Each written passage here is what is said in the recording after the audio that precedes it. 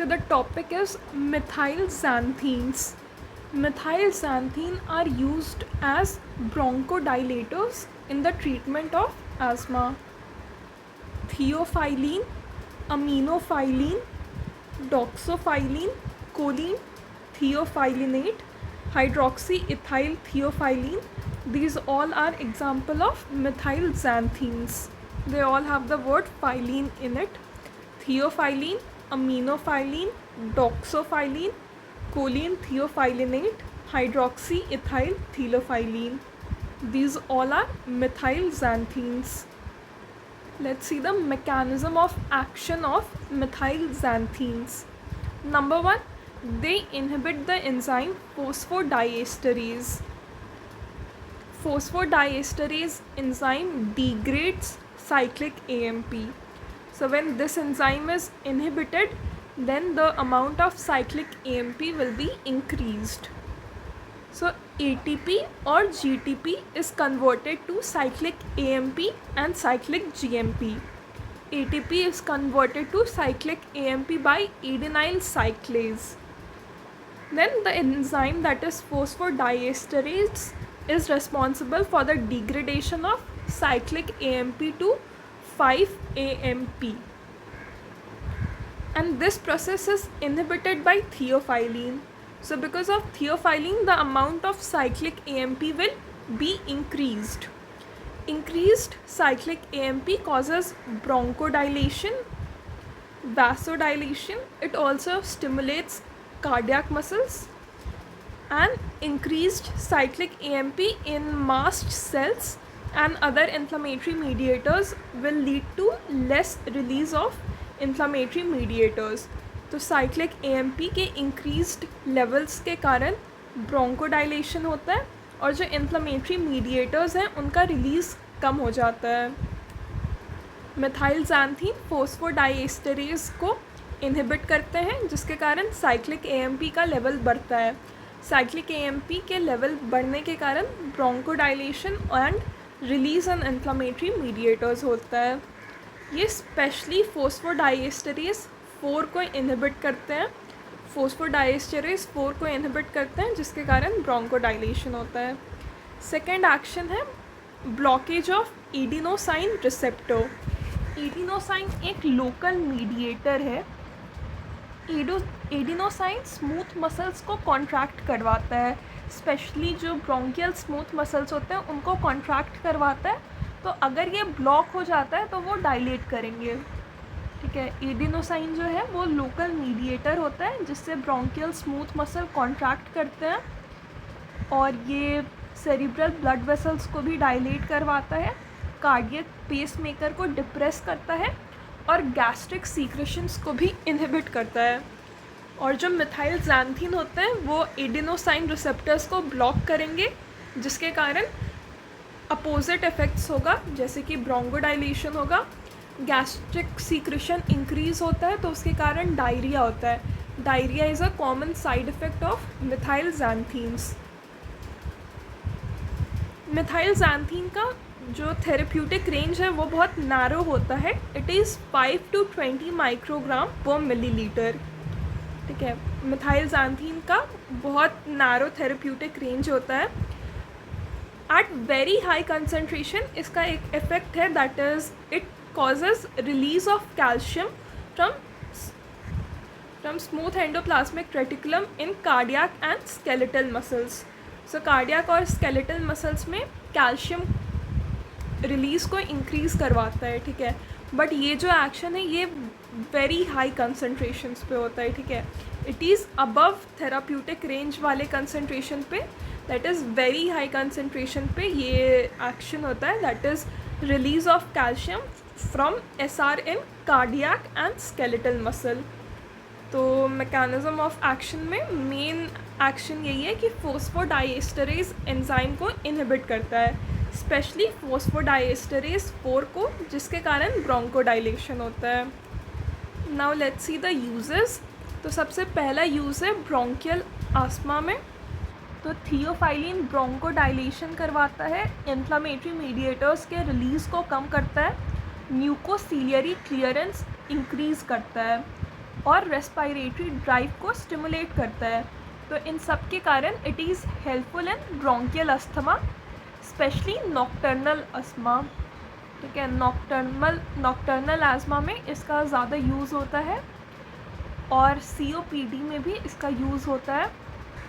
COPD में theophylline ज़्यादा useful होता है। और एक मिथाइलज़ैंथीन है अमीनोफाइलिन। अमीनोफाइलिन यूज़ होता है स्टेटस अस्थमैटिकस में। ठीक है, अब इसका यूज़ आउटडेटेड हो गया है, बट अमीनोफाइलिन को हम स्टेटस अस्थमैटिकस में यूज़ करते थे, but now it is outdated. और प्री मैच्योर इन्फेंट में के एपनिया में यूज़ करते हैं। एपनिया इन प्री मैच्योर इन्फेंट, इसमें हम यूज़ करते हैं थियोफाइलिन के साथ साथ केफीन भी यूज़ कर सकते हैं। ठीक है, तो मिथाइलज़ैंथीन्स का 3 यूज़ है, bronchial asthma, COPD and apnoea in pre mature infants. Let's see the adverse effect. तो मिथाइलज़ैंथीन का सेफ्टी मार्जिन बहुत नैरो होता है, इनका थेराप्यूटिक इंडेक्स।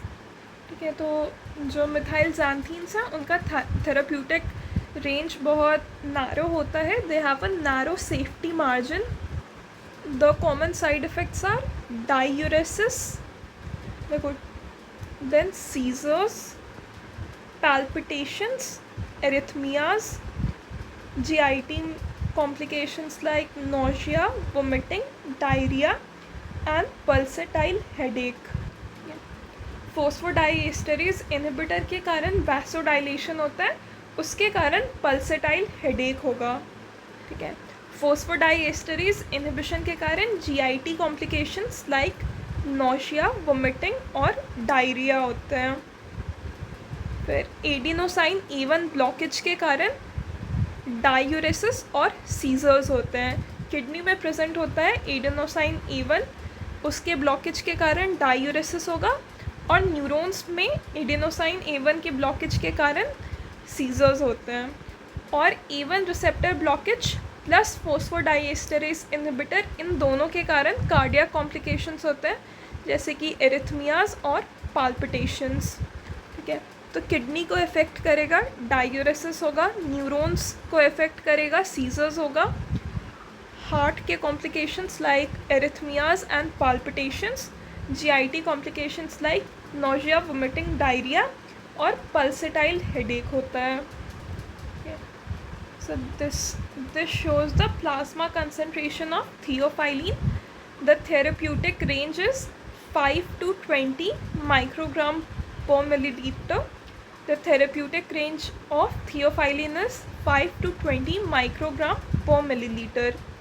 ठीक है, थेराप्यूटिक रेंज में मिनिमल साइड इफ़ेक्ट्स होंगे, headache, nervousness, insomnia, vomiting, tremors, restlessness, palpitation, diuresis, ये हो सकता है। ठीक है, headache, nervousness, insomnia, vomiting, palpitations, diuresis.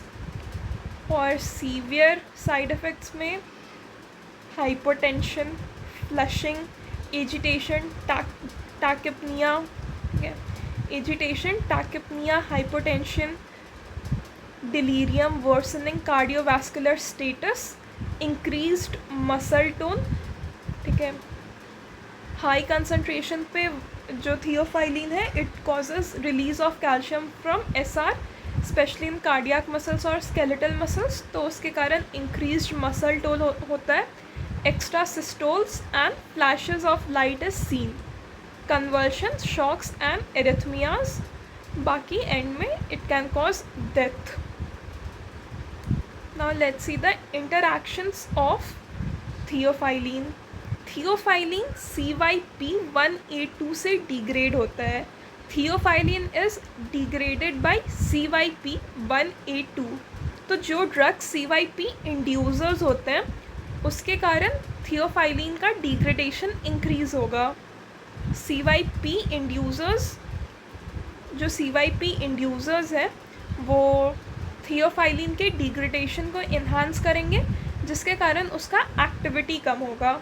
CYP inducers का निमोनिक है GPRS, G for griseofulvin, P for phenobarbital and phenytoin, R for rifampicin, S for smoking. And also high protein diet and in children CYP induce ज़्यादा होता है. So CYP inducers mnemonic is GPRS, griseofulvin, phenobarbital, phenytoin, rifampicin, smoking, and also charcoal boiled meat meal.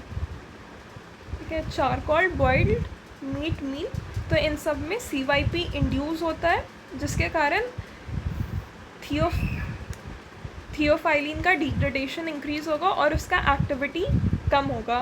तो इन सब के cases में dose को increase करना पड़ेगा. Dose must be increased if we are giving CYP inducers. बच्चों में भी इंक्रीज्ड डोज में देता है. और जो ड्रग्स CYP इनहिबिटर्स होते हैं, तो उसके कारण CYP इनहिबिटर्स होंगे तो वो CYP को इनहिबिट करेंगे, तो थियोफाइलिन का डिग्रेडेशन कम होगा और उसका एक्टिविटी बढ़ेगा. It can cause toxicity. CYP inhibitors toxicity कर सकते हैं थियोफाइलिन का. इसका निमोनिक होता है कोके. C for ciprofloxacin, O for omeprazole, C for cimetidine, A for allopurinol and E for erythromycin. So CYP inhibitors mnemonic is coca, C for ciprofloxacin, O for omeprazole, C for cimetidine, A for allopurinol and E for erythromycin. Also liver diseases, old age और vaccination और oral contraceptives में भी theophylline का toxicity हो सकता है.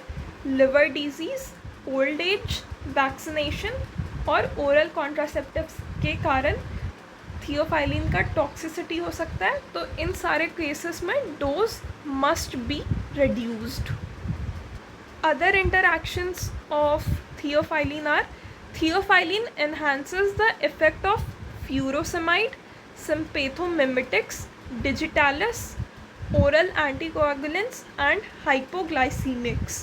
Theophylline increases the effect of furosemide, sympathomimetics, digitalis, oral anticoagulants and hypoglycemics, and it decreases the effect of phenytoin and lithium. So theophylline phenytoin और lithium के डोज इफ़ेक्ट को कम करता है.